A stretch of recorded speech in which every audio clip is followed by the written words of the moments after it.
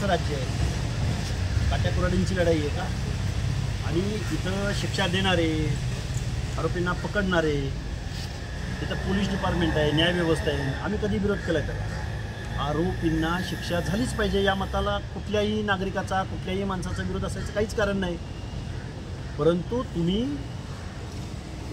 स्वर्गीय संतोष देशमुखांच्या हत्येचं भांडवल करून तुम्ही प्रत्येक शहरामध्ये मोर्चा काढता आणि तो मोर्चा काढला तर त्याच्या बाबतीमध्ये तुमचं लक्ष केंद्रित असलं पाहिजे ना.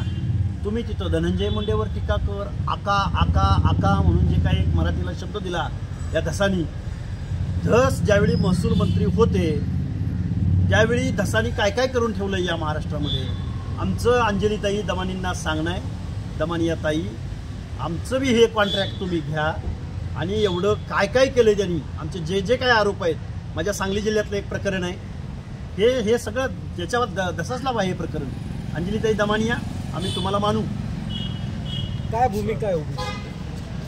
महाराष्ट्रामध्ये काल स्वर्गवासी संतोष देशमुख यांना न्याय देण्यासाठी ज्यांचे जे आंदोलन चालू आहे, हे आंदोलन मला असं वाटतं त्या कुटुंबाला न्याय देण्यासाठी नाही, परंतु महाराष्ट्रामध्ये एका जातीला टार्गेट करण्याचं काम चालू केलं आहे. आणि टार्गेट करताना काल परभणीमध्ये जे खऱ्या अर्थाने मराठा समाजाचे दैवत धरंगे पाटील यांनी एक वक्तव्य केलं की महाराष्ट्रातल्या यांच्या घरात घुसून काय करू, घरात घुसून काय करणार घरात घुसून, त्याच्या पुढचं सांगा ना एकदा काय करणार ती. मग काय काय होतं बघूया आपण. परंतु मी राज्याच्या मुख्यमंत्र्याला जाऊन भेटणार आहे. शिष्टमंडळ किमान महाराष्ट्रातले 20, 25, 50 ओबीसी मधले सगळे लीडर घेऊन राज्याच्या मुख्यमंत्र्यांना भेटणार, त्यांना विनंती करणार आहे. हे वाक्य तुम्हाला चालतं का? ही जी भाषा आहे ही भाषा त्यांना चालते का हे मी मुख्यमंत्र्याला विचारणार आहे.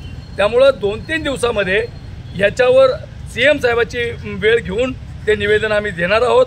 परंतु महाराष्ट्रातल्या वंजारी समाजाला टार्गेट करण्याची आवश्यकता नाही.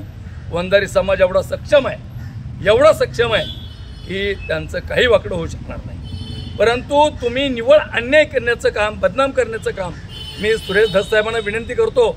या विधानसभेमध्ये वंजारी समाजाच्या प्रत्येक गावामध्ये 50% मतदान तुम्हाला पडलं आहे. तुम्ही सांगता यांनी विरोध नाही केला. भारतीय जनता पार्टी म्हणून तुम्हाला अखंड ओबीसीनी आणि वंजारी समाजाच्या लोकांनी 50 ते 60% मतदान तुम्हाला दिले. आणि आज तुम्ही ही भाषा करता की घरात घुसून काय करू. घरात घुसून काहीच करू शकत नाही तुम्ही. या महाराष्ट्रातली जनता आणि तुम्ही निव्वळ एक जातीला एक जात सोडून मोर्चा करणार 100% करणार ना, 100% करणार. बीडमध्ये लाखोच्या संख्येने मोर्चा काढणार आणि याचं उत्तर देणार. कसं उत्तर देणार? बघा, सुपरलीग 2 करायचं जर सुपरलीग 2 प्रकरण करायचं जर या महाराष्ट्रामधल्या ह्या काही लोकांचं जर धोरण असेल, अभिमन्यू पवार त्या दिवशी मोर्चात बोलले तसं धोरण असेल आणि समाज टार्गेट केला जात असेल तर समाज रस्त्यावर उतरेल. आज वंजारी समाज टार्गेट केला जातोय, उद्या माळी समाज टार्गेट होईल, उद्या धनगर होईल. गोपीचंद पडळकरांवरती हैवानी ट्रक अंगावर घालण्याचा प्रयत्न झालाच ना महाराष्ट्रात.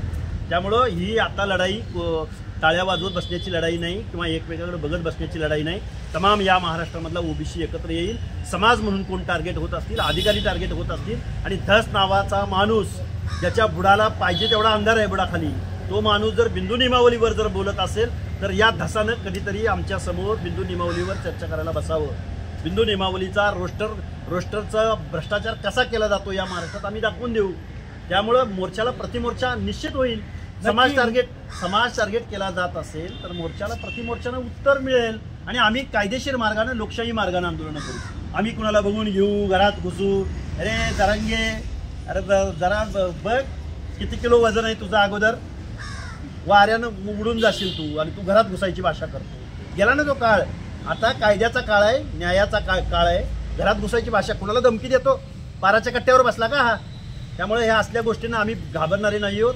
आम्ही मोठ्या ताकदीनं या महाराष्ट्रामध्ये मोर्चे, प्रतिमोर्चे, आंदोलनं उभी राहतील.